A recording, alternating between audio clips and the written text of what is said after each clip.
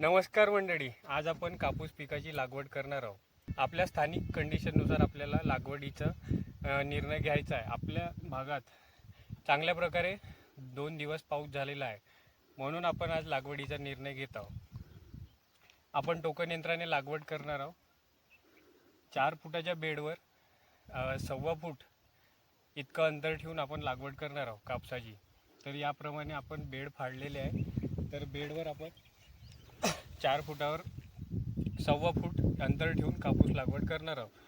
तर आपल्या स्थानिक कंडिशनवर आपल्याला कापूस पिकाची लागवड करायची आहे। आता तुमच्याकडे 75 ते 100 मिलीमीटर जर पाऊस झालेला असेल तर तुम्ही लागवड करू शकता। तर मित्रांनो, आपल्याला आपल्या स्थानिक कंडिशनवर निर्णय घ्यायचा आहे। जर पाऊस तुमच्याकडे चांगला झाली असेल, 75 ते 100 मिलीमीटर आपली जी ओल आहे ते झाली असेल, तर आपल्याकडे आता चांगल्या प्रमाणे ओल आपल्या जमिनीत आहे।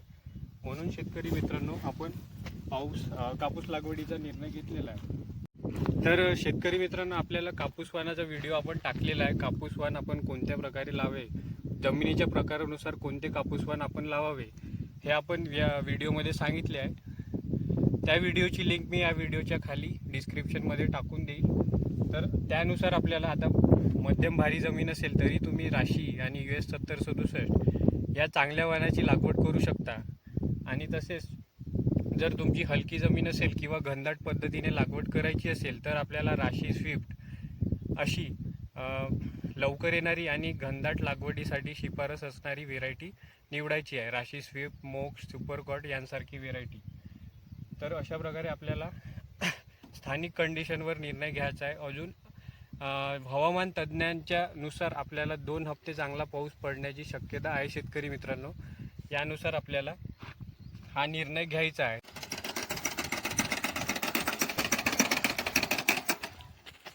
तर मित्रांनो, अशा प्रकारे आपल्याला लागवडी करायची आहे।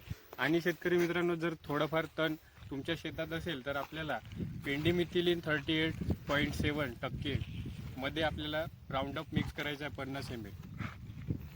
50 ml राऊंडअप टाकल्याने जो आपल्याला ऊत निघलेला आहे, आता ह्या शेतात आपल्याला ऊत नाही, पण शेतकरी मित्रांनो, तुमच्या शेतात जर ऊत असेल तर आपल्याला 50 ml राऊंडअप त्याच्यामध्ये मिक्स करायचा आहे, जेणेकरून आपल्या शेतातील उत्पन्न जाईल आणि पुन्हा 1 ते 1.5 महिना आपल्याला तण येणार नाही। म्हणून शेतकरी मित्रांनो, याच्यात कापूस लागवड झाल्यानंतर 48 तासात आपल्याला ही फवारणी पार पाडायची आहे। तर अशा प्रकारे आपल्याला चांगले उत्पादन म्हणजे 15 ते 20 क्विंटल उत्पादन काढायचे असेल तर हा निर्णय नक्की घ्यायचा आहे। तणनाशक कापूस लागवड झाल्यानंतर फवारणी करायची आहे। तर अशाच व्हिडिओसाठी या चॅनलला लाईक, शेअर, सबस्क्राईब करा आणि अशाच शेतीविषयक माहितीसाठी या चॅनलवर बनून राहा। धन्यवाद।